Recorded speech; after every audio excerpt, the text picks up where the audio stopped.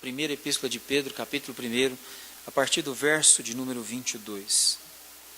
Amém? Tendo purificado a vossa alma pela obediência à verdade, tendo em vista o amor fraternal não fingido, amai-vos de coração uns aos outros ardentemente, pois fostes regenerados não de semente corruptível, mas de incorruptível, mediante a palavra de Deus, a qual vive e é permanente.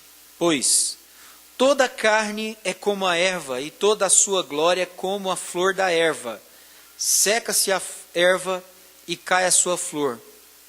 A palavra do Senhor, porém, permanece eternamente. Ora, esta é a palavra que vos foi evangelizada. Amém? Vamos orar ao Senhor uma vez mais nessa noite, clamar por Ele graça. Senhor, nós te adoramos, nós bendizemos e exaltamos ao Teu precioso nome e suplicamos a Ti que nessa noite, para a Tua glória, a Tua honra e o Teu louvor, o Senhor venha falar ao nosso coração, nós, Teu povo, Tua igreja, reunidos aqui neste lugar para a glória do Senhor, para Te adorar. Queremos que o Senhor, ó Deus, edifique a nossa vida através da Tua palavra, Senhor, dando-nos o entendimento da Tua vontade, dando-nos a compreensão, ó Deus, dos Teus desígnios para a nossa vida, a fim de que a nossa vida seja vivida na Tua presença, para os projetos e os propósitos que o Senhor tem com cada um de nós. Senhor, em nome de Jesus, em nome do Senhor Jesus, fale ao nosso coração. Derrama sobre a nossa vida a Tua graça, derrama sobre a nossa vida a Tua bênção, o Teu favor. Fala ao nosso coração. Nós clamamos assim diante da Tua presença para a Tua glória, no nome eterno e precioso do Senhor Jesus Cristo, no nome de Jesus. Amém, amados irmãos? Meus amados irmãos, quando Pedro escreve no primeiro capítulo que nós já estudamos, ele fala sobre a grandiosidade, a beleza da salvação que nós recebemos pela graça do Senhor Jesus Cristo. E ele mostra para nós que essa santidade, essa salvação, ela deve nos levar a pelo menos 3 coisas aqui nesse texto. A primeira coisa, do verso de número 13 ao verso número 16, ele nos dá o entendimento que essa salvação nos leva a uma vida santa, a uma vida pura, uma vida voltada para Deus, uma vida de santidade. Do verso número 17 ao verso número 21, ele nos mostra também que diante da grandiosidade dessa salvação e do preço que foi pago para que pudéssemos ser salvos, essa salvação, quando ela alcança as nossas vidas, ela nos leva a viver de forma reverente na presença de Deus. Nos leva a viver uma vida com Deus de forma absolutamente reverente para a sua glória. E o terceiro ponto que ele coloca aqui nesse primeiro capítulo, que essa salvação nos leva, é a viver uma vida de fraternidade, uma vida de unidade, uma vida de comunhão. Se nós olharmos para a igreja, por exemplo, primitiva, lá nos Atos dos Apóstolos, havia na igreja primeiro de Jerusalém esse tipo de unidade. Diz o texto que eles perseveravam no partir do pão, eles perseveravam primeiro na doutrina, na palavra de Deus, eles perseveravam no partir do pão, eles perseveravam na comunhão, eles perseveravam nas orações. Mas tinha uma coisa que havia, e mais embaixo vai dizer, em cada alma havia temor. E eles estavam absolutamente unidos de alma, eles estavam entrelaçados de alma, de maneira que o amor era evidente, era manifesto. Por quê? Porque aqueles que tinham algum bem, alguma posse sobrando, alguma coisa a mais, ele não tinha o menor problema em vender aquilo que lhe estava passando e depositar aos pés dos apóstolos aquilo que era o valor recebido da venda, da negociação, de repente, daquela propriedade, para que aquele dinheiro colocado aos pés dos apóstolos servisse, ou aquele bem, aquela quantia, servisse para suprir dentro da comunidade aqueles que tinham carência, aqueles que tinham necessidade. E é interessante que, quando depositavam aos pés dos apóstolos, especialmente depositavam aos pés de Pedro. Ele era o apóstolo. o grande apóstolo, o instrumento de Deus para dar a abertura da pregação do Evangelho, abrir a porta do Evangelho para os judeus e posteriormente para os gentios. Mas esse tipo de unidade havia não somente na igreja de Jerusalém, mas na igreja gentílica de Antioquia havia também esse tipo de unidade. Eles estavam vivendo de uma maneira comum ou em comunidade, em comunhão ali naquele lugar, e dentro de uma, vamos dizer, pluralidade, porque não havia somente uma liderança judaica na igreja de Antioquia, mas havia uma liderança em que parte dela também era gentílica. Havia africano, Luz de Cirene. E aí nós vimos que havia unidade ali, e a Bíblia diz lá, e servindo eles ao Senhor. E o entendimento que temos da palavra que é usada ali para servir ao Senhor, significava que eles serviam ao Senhor servindo os outros, servindo os irmãos, vivendo essa vida comum para abençoar a igreja, para abençoar a comunidade e para abençoar o reino de Deus, claro, especialmente. E de tal maneira eles viviam essa vida de unidade, que o Espírito Santo chega e diz assim, olha, separai-me a Saulo, e Barnabé, para a obra que eu os tenho chamado. Então, o Espírito Santo nessa comunidade, ele tira esses dois homens para que eles possam sair e estender essa comunidade para outros povos, levar o Evangelho para outros povos, coisa que Jerusalém não fez. O que fez com que o Evangelho saísse de Jerusalém foi a perseguição, 15 anos aproximadamente depois da inauguração da igreja, porque a igreja ficou absolutamente estática em Jerusalém, muita comunhão, mas não estendeu essa comunhão para fora dos seus limites, para fora da igreja, para fora de Jerusalém. Então, Pedro, ele tendo esse entendimento e sabendo o que a salvação faz em nós, o que receber essa grande dádiva, que se chama salvação, e tudo aquilo que na salvação está incluso, e Pedro refere a algumas coisas aqui, ele fala de redenção, ele fala de regeneração, ele fala de herança, ele fala de esperança, ele fala do que está proposto para nós através dessa salvação. Mas ele mostra as implicações, as responsabilidades que essa grande salvação traz sobre a nossa vida. Como eu já disse, falou sobre a santidade, a reverência, e aqui ele vai falar sobre o amor que deve caracterizar a vida do salvo, daquele que conhece a graça de Deus em Cristo Jesus, aquele que realmente é membro do corpo do Senhor Jesus. E ele vai começar dizendo assim, tendo purificado a vossa alma pela obediência à verdade. Veja bem, ele fala de uma maneira que ele entende que isso já aconteceu na vida daqueles irmãos aos quais ele está escrevendo. Ele diz o seguinte, tendo purificado a vossa alma pela obediência à verdade. Esse primeiro ponto, eu queria parar aqui e queria que nós meditássemos no que estava acontecendo nessa congregação aqui, nessa igreja a qual ele escreve. Por quê? Porque o que purifica a alma do homem não é simplesmente as disciplinas espirituais às quais, na verdade, nós temos que nos submeter.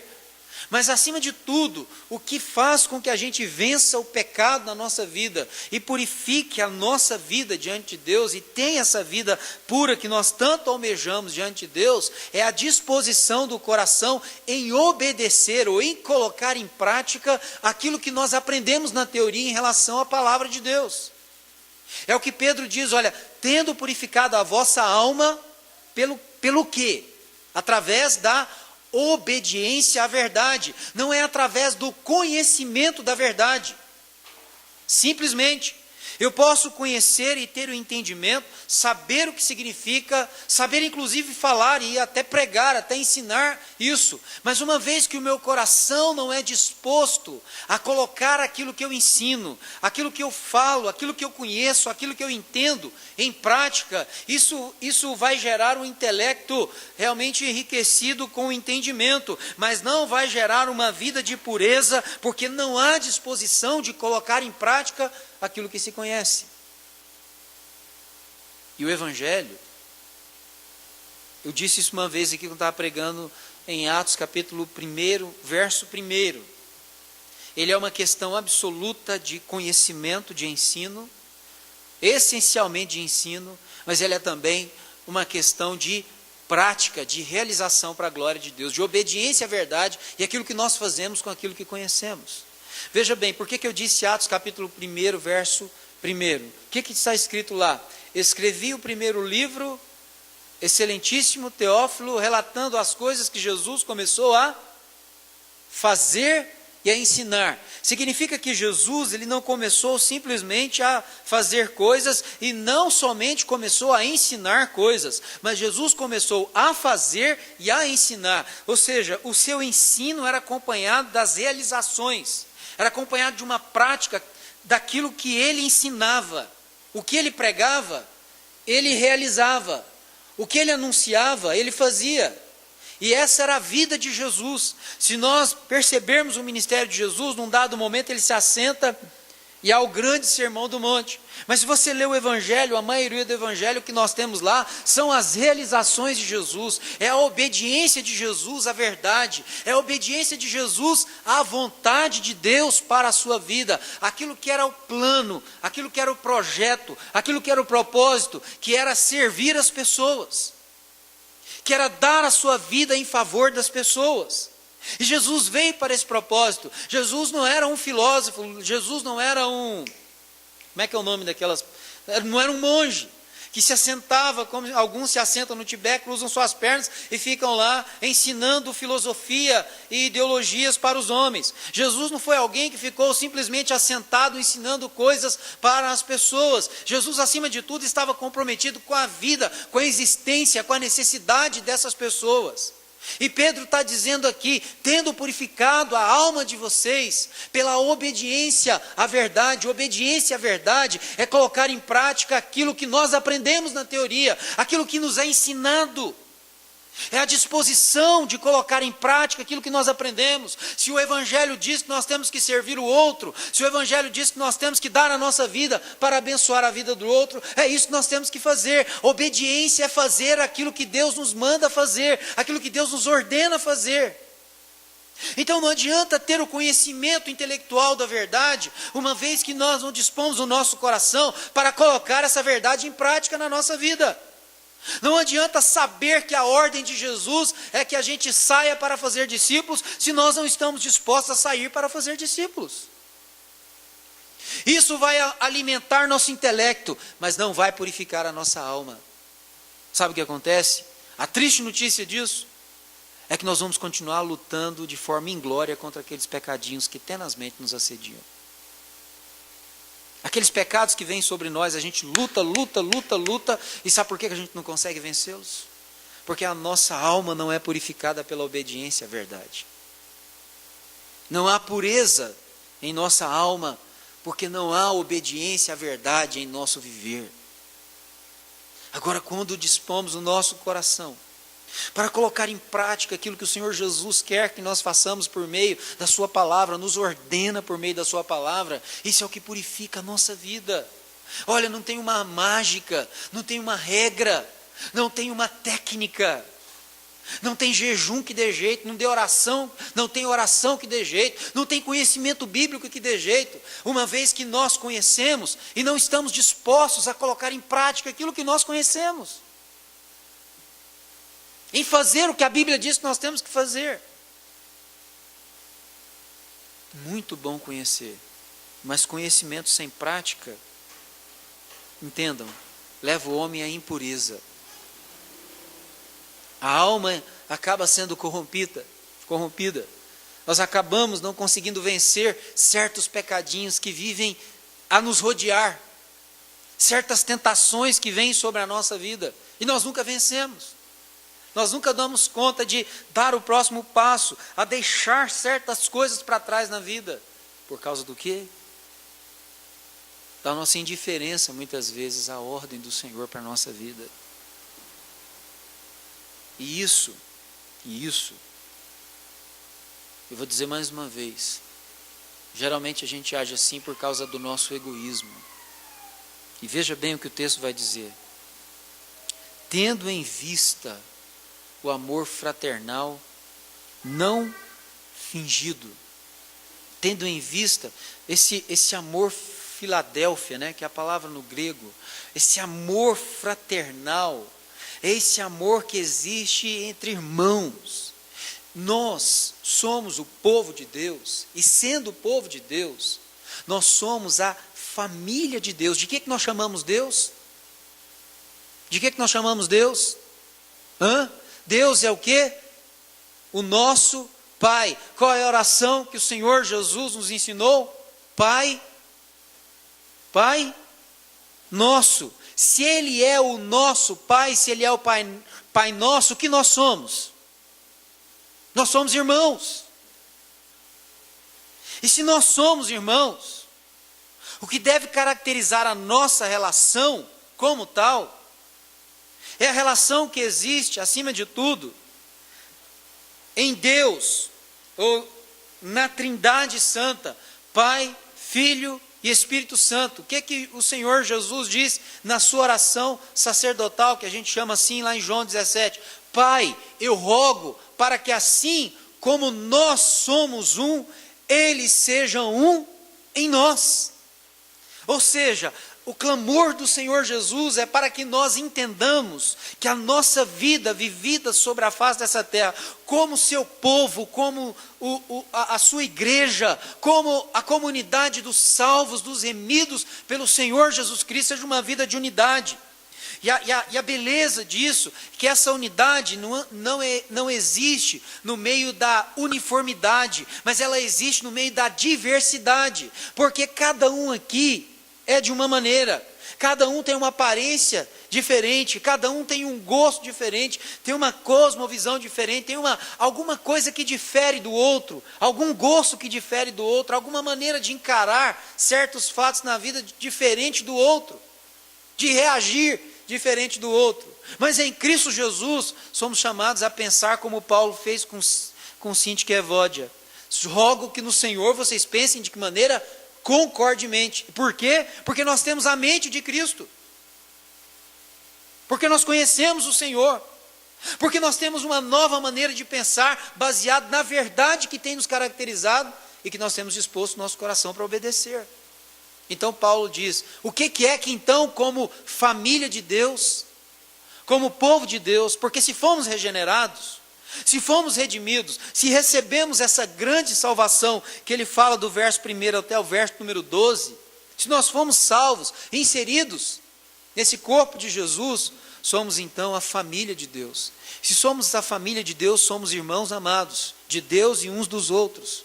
E o que deve caracterizar então a nossa relação é esse amor fraternal, esse amor doador, porque depois, aqui é Filadélfia, mas quando ele diz amai-vos, quando ele está falando aqui do verbo amai-vos, aqui ele já usa o amor com o qual Deus nos ama, ágape. É assim que eu tenho que amar o meu irmão, como Deus me ama. Ou seja, como Deus te amou. Ele ofereceu o seu próprio filho. Ele fez um sacrifício pela sua vida. Ele deu a sua vida por você e por mim. Significa que amar o meu irmão é dar a minha vida ao meu irmão. É oferecer a minha vida para servir o meu irmão. Jesus veio a esse mundo para nos salvar. E essa salvação chegou até nós através do seu serviço em favor da nossa vida. Ele deu a sua vida pela nossa vida.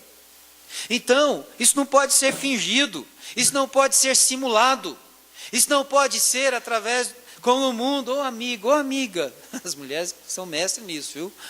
Amiga, essas coisas, eu tenho medo desse negócio, amigo, eu fico olhando, falo, amada, amadinha, né? Essas coisas que eu vejo, isso me deixa em suspense, eu olho para ver se isso existe de fato e de verdade.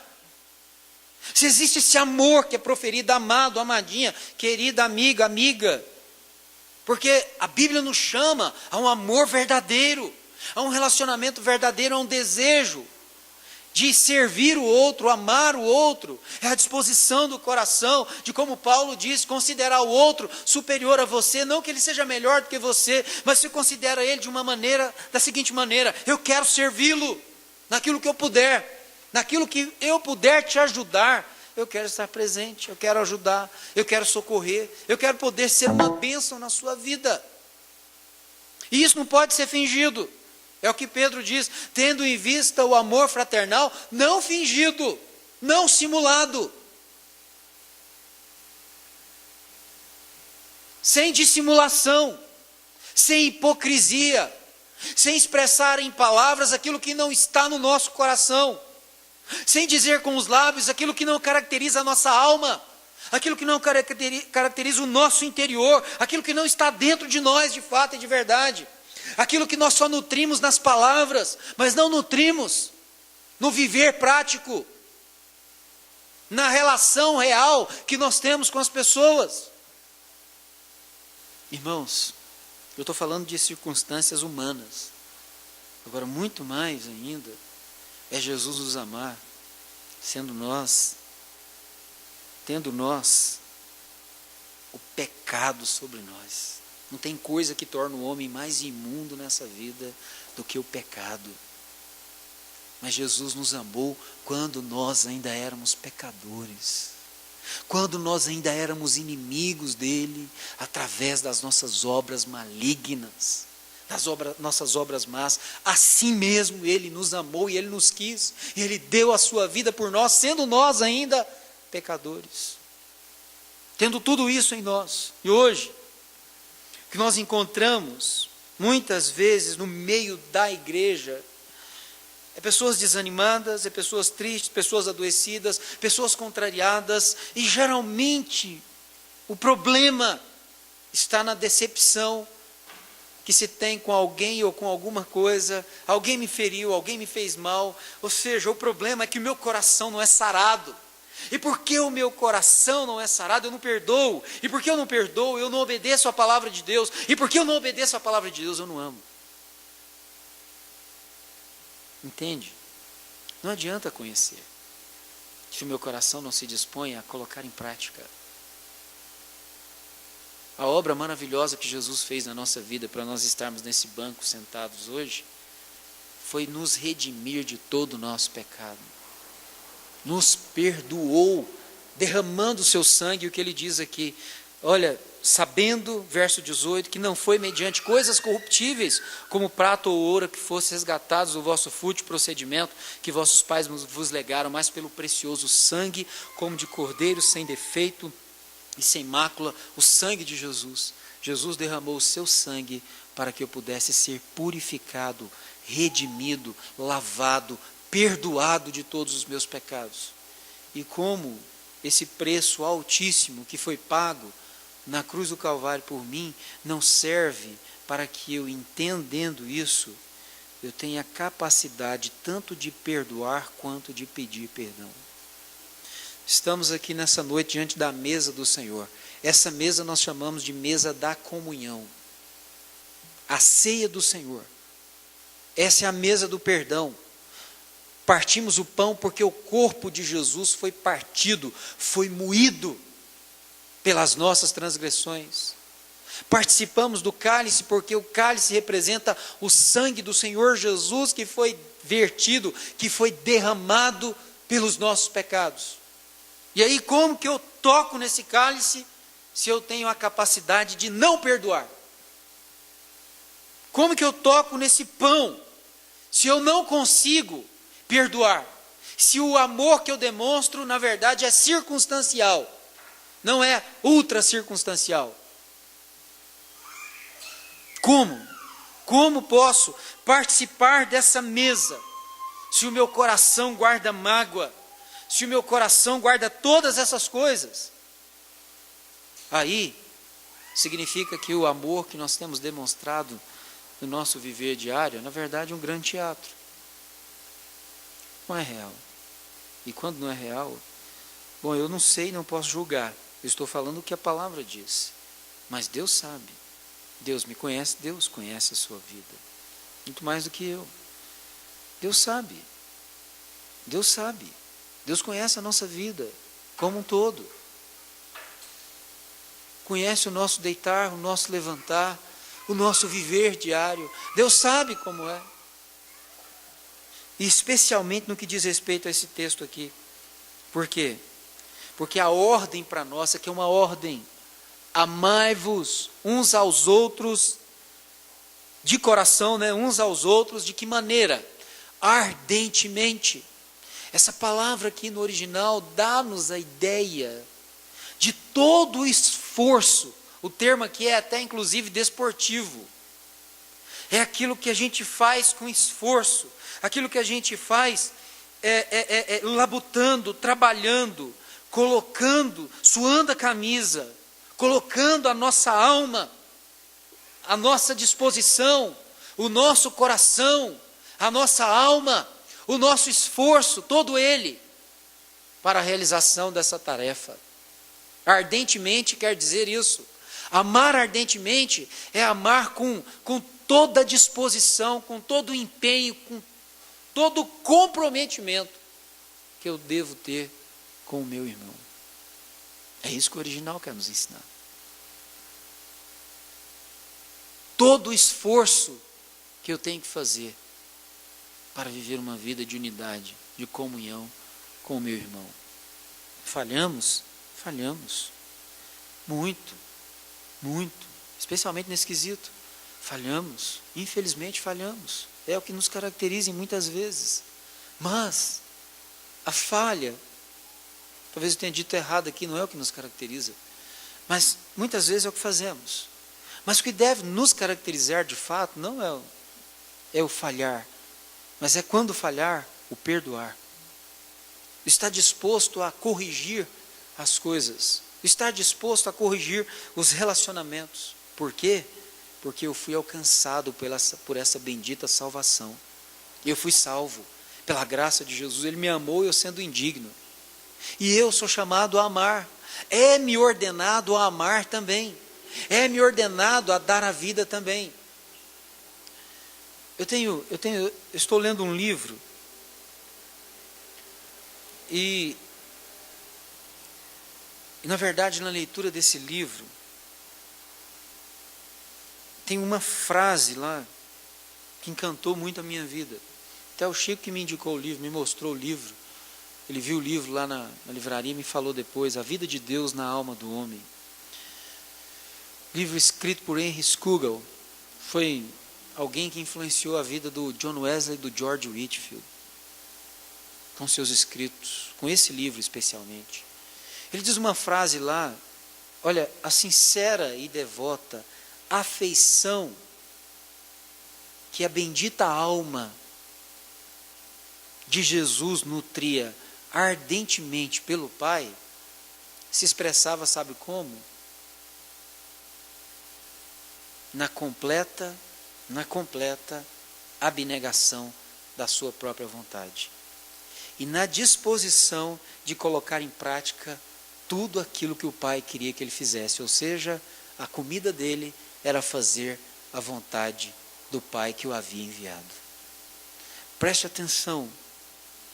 A sincera e devota afeição que Jesus, que a alma de Jesus nutria pelo Pai, e isso de forma ardente, dessa forma que está escrito aqui, se expressava no quê? Na sua completa abnegação de sua própria vontade. Ele estava disposto a colocar em prática toda a vontade do Pai. E Jesus viveu uma vida absolutamente pura sobre a face dessa terra. Absolutamente pura, perfeita, sem pecado sobre a face dessa terra. Mas a vida de Jesus sobre a face dessa terra foi caracterizada pela completa obediência ao Pai. E eu quero dizer uma coisa para vocês, eu tenho entendido isso de forma muito clara. Hoje há muitos movimentos, muito barulho, há um mundo gospel criado para a satisfação do ego humano. Um mundo gospel criado para a satisfação do ego, dos desejos humanos. Hoje, dentro do mundo, o que isso que eu estou chamando de mundo gospel, está sendo proposta a mesma coisa que o mundo propõe, só que de forma gospel. E o que esse mundo gospel está promovendo hoje é aterrador. Os cantores cristãos, eles querem as mesmas coisas que os cantores mundanos querem. Eles querem o dinheiro. Eles não querem servir ao Senhor. Eles não querem dar a sua vida pelo Evangelho. Eles querem cantar para encher os seus bolsos de dinheiro. Os pregadores não querem mais pregar para a glória de Deus, para alcançar o perdido, para edificar a igreja. Eles querem pregar para depois receber seus preciosos cachês. Esse é o mundo gospel criado hoje, na perspectiva absolutamente mundana. É a mundanização da igreja. Mas por quê? Porque esses homens, esses cantores, esse pessoal, não amam o Senhor Jesus e não amam as pessoas, mas eles veem nas pessoas, uma oportunidade para as suas vidas. É isso que tem acontecido, especialmente nessa nação brasileira. A exploração das pessoas. E as pessoas não entendem, são exploradas e acham bom. Imaginam que os milagres estão acontecendo, imaginam que a prosperidade está chegando, mas na verdade estão sendo enganados e explorados. Porque não percebem, não conhecem a Bíblia, não conhecem a palavra de Deus, não têm a sua alma purificada pelo conhecimento e obediência dessa verdade bendita. E é por isso que caem nessas teias bem armadas por esses homens que têm a sua mente corrompida e que não conhecem a verdade do Evangelho.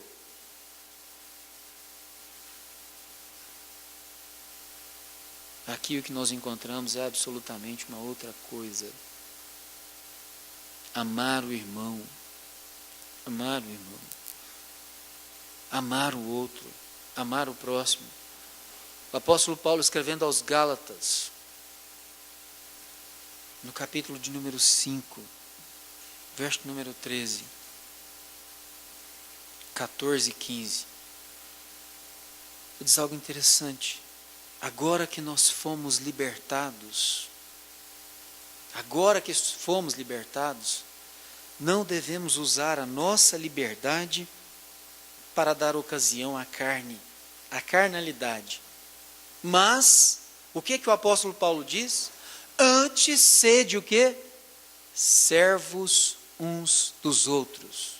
E ele diz uma coisa que me chama muita atenção. Porque toda a lei se cumpre em um só preceito, a saber, amarás o teu próximo como a ti mesmo. O que Paulo está querendo dizer? Por que ele não diz que toda a lei se cumpre no seguinte preceito, amarás a Deus sobre todas as coisas? Teoricamente era isso que ele deveria dizer, que a lei deveria se cumprir em Deus, no amor a Deus, acima de todas as coisas. Mas Paulo diz que a lei se cumpre num só preceito, e a saber, amarás o teu próximo como a ti mesmo.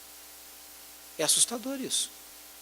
Paulo está dizendo que a lei se cumpre de fato e de verdade quando eu externo, quando eu demonstro, quando eu realizo alguma coisa em favor do outro porque eu amo. E ele deixa isso muito claro para nós, o Senhor Jesus deixa isso muito claro para nós, que Paulo está dizendo, quando ele conta aquela parábola do bom samaritano. Porque tinham duas pessoas que passaram ali que eram religiosos. O sacerdote e o levita, responsáveis pela adoração do povo de Israel. O sacerdote, o condutor, o levita, seu auxiliar. E eles não acodem ao necessitado. E Jesus está falando exatamente de amor, de demonstração de amor. Quem faz isso? O samaritano.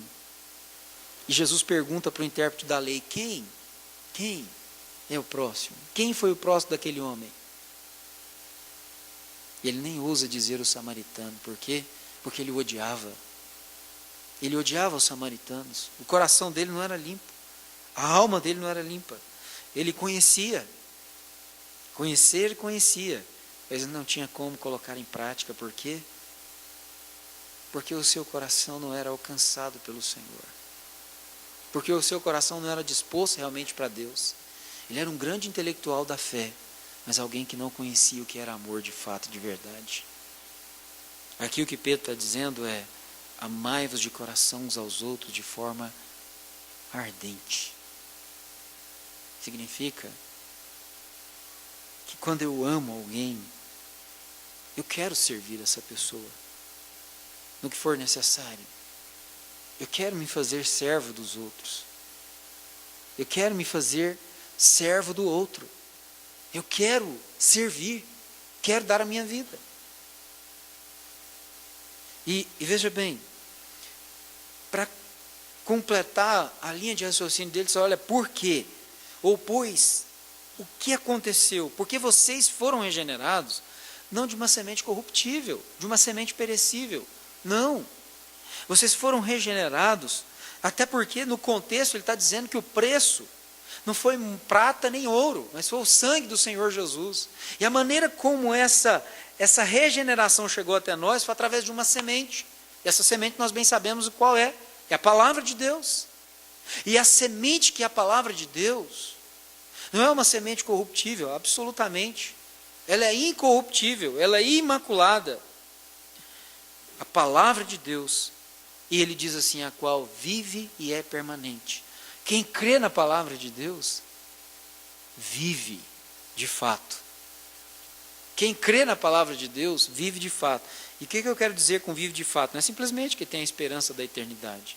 Não é simplesmente porque tem a vida de fato, de verdade. Mas significa que quando eu vivo mesmo. O que isso quer dizer? Quer dizer que a vida, na perspectiva de Deus,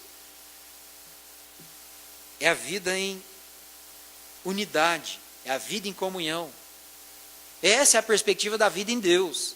É por isso que Jesus orou, Pai, eu rogo para que eles sejam um, assim como nós somos um. Eu rogo para que eles sejam um, como eu e o Senhor somos um. Então, a vida de verdade, a vida cristã de fato de verdade, não pode ser caracterizada de jeito nenhum pelo modelo da ilha. A vida de comunidade não pode ser caracterizada pelo viver particular, pelo viver secreto, pelo viver só. A vida cristã é caracterizada pelo viver em unidade, em família. Somos a família de Deus. Somos irmãos amados e benditos em Cristo Jesus. Então, e é pela palavra de Deus que essa vida chegou até nós, porque a palavra de Deus é viva, porque a palavra de Deus é permanente. E aí, ele vai fazer um contraste, pois toda a carne é como a erva, e toda a sua glória é como a flor da erva. Irmãos, olha, deixa eu dizer uma coisa para vocês, toda a carne. Quando ele diz aqui toda a carne, é toda a existência humana. A existência humana sobre a face dessa terra é absolutamente como a erva, e a glória dessa existência, quando ela existe, às vezes ela existe mesmo. Há realizações que glorificam os homens, há empreendimentos que glorificam os homens, há construções que glorificam os homens. Mas essa glória, assim como os homens, são perecíveis, porque toda a carne é como a erva, e a glória dessa carne, a glória dos homens, como a flor da erva. Quando a erva seca, cai a sua flor. Acabou. Eu gosto de dizer uma coisa. Quando nós estivermos vivendo na eternidade com o Senhor, nós vamos precisar saber quem é que construiu os marcos da humanidade. Alguns deles, né? Alguns admirados. Por exemplo, a Torre Eiffel em Paris. Estou vendo o Timothy aqui, a Estátua da Liberdade lá em Nova York, né? Nós vamos precisar saber quem construiu essas coisas que marcam a história da humanidade. Lá, sabe do que nós vamos saber? Sabe de que nós vamos saber? Da glória, da redenção. E quem vai ser glorificado é o Senhor Jesus, mas por aqueles que aqui viveram a vida para a sua glória. Viveram a vida aqui, esses serão mencionados, esses serão honrados, embora a gente não mereça, mas a Bíblia diz, serão chamados pelo nome. Jesus proferirá esse nome. Apocalipse capítulo 3, verso número 5, está escrito lá. Então veja bem, agora a palavra do Senhor, porém, em contraste com a existência humana,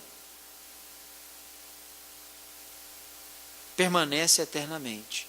E aí ele termina dizendo assim, olha, essa é a palavra que foi evangelizada a vocês. Ou seja, se essa palavra alcançou a vida de vocês, se essa palavra libertou a vida de vocês, se essa palavra salvou de fato a vida de vocês, o que ela é se aplica a vocês. Se ela vive e é eterna, você também vive e é eterno para a glória de Deus, em Cristo Jesus. Lembra-se de Jesus dizendo para Marta: se eu tivesse aqui, meu irmão não teria morrido. Aquele que crê em mim, ainda que ele esteja morto, ele viverá. Por quê? O Senhor não é Deus de mortos, mas é Deus de vivos. Mas aquele que crê em mim, o homem crê no Senhor Jesus através do quê? Do quê? Da palavra que vive e é eterna. Então, Pedro está dizendo que essa palavra que nos foi evangelizada, essa palavra nos deu vida. E essa vida que nós temos agora, para ser vivida, é uma vida absolutamente serviçal. É uma vida para adorar a Deus servindo os outros. Adorar a Deus fazendo a sua vontade. Não existe adoração a Deus quando nós estamos dispostos a fazer a sua vontade. Então adorar a Deus é dispor a vida, o coração, o ser, para fazer a vontade dEle. A vontade de Deus para nós é que nós nos tornemos servos, dispostos a fazer a vontade do nosso Senhor, aonde Ele quiser. No trabalho, na escola, na universidade, em qualquer lugar. Eu já disse isso aqui na igreja: aquele que trabalha e faz o seu serviço, o seu trabalho secular, não é menos importante no reino de Deus do que um pastor que tem o seu trabalho voltado para o reino de Deus. Não é. Ambos servem ao Senhor. Ambos têm que trabalhar da mesma maneira para a glória de Deus. Amém? Mas começa por aqui. O nosso treinamento é aqui dentro desse lugar. É entre os irmãos com os quais nós convivemos aqui. É nessa relação que nós temos aqui. É nesse entrelaçamento de alma que nós temos aqui. Começa por aqui.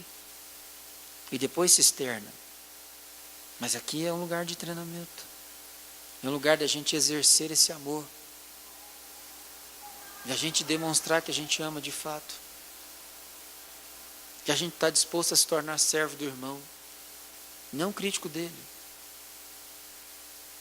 Mas um servo dele, alguém que o ama e quer abençoar a sua vida. E isso mutuamente. Amém?